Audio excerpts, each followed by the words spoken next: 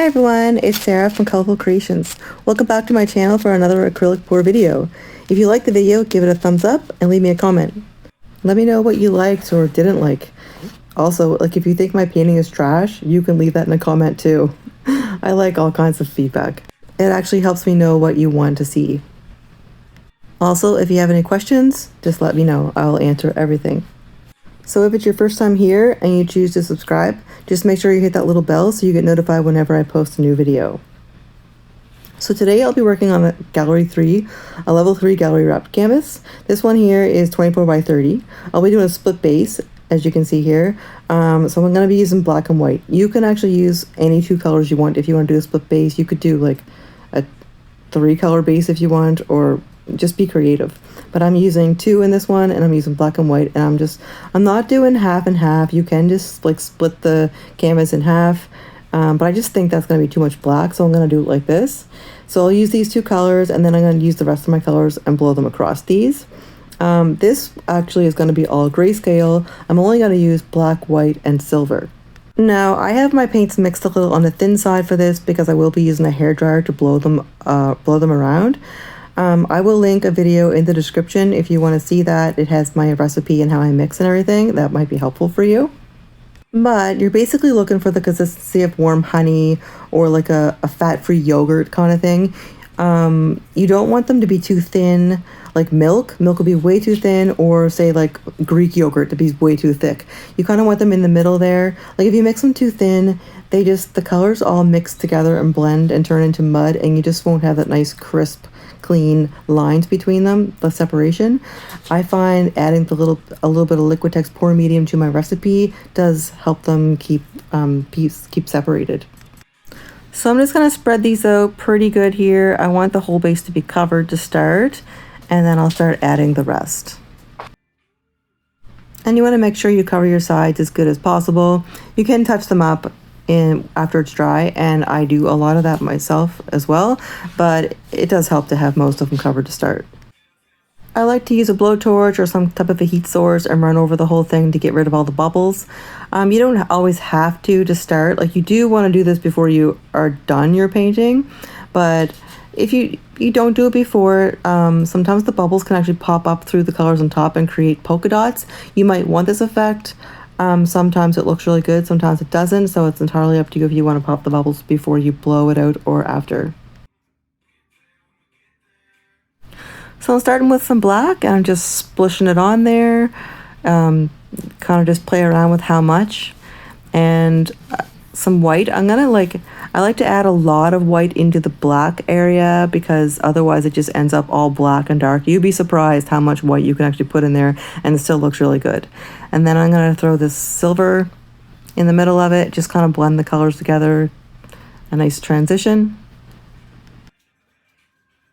And I'll link all the names of these in the description for you too. And of course, I like to add some extra paint along the outside of everything I just threw on there, and it just helps give everything something nice to flow across, so the paint will go further and not get stuck. Now here I am just pushing that extra paint up against the colors. I don't always do this. If I pour that really close and it looks good to me, I don't bother, but this I got a little far away, so that's why I am doing this, to push it up close to there, and then just works a lot better. I'll easily flow over top of it. And I'll be using a combination of this tiny little blower and a regular hairdryer with an attachment. So now I'm just going to turn on some music and mute this, and you can just enjoy watching the paint do its magic.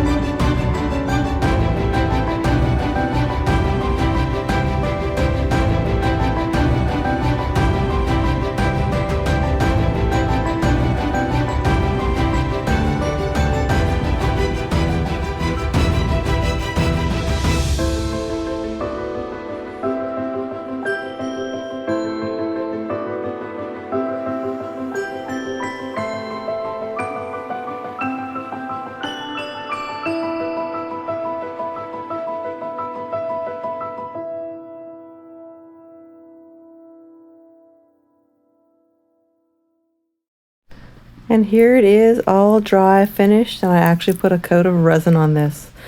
It dried beautiful, flawless finish, and just gorgeous with that wet look forever. I absolutely love this, and I want to keep it for a while at least and look at it every day on my wall. So please let me know in the comments what you think. I think this turned out amazing. It's so different and unique, and it just makes me want to just look at it. Thanks so much for watching. I hope you enjoyed the video, and I'll see you in the next one.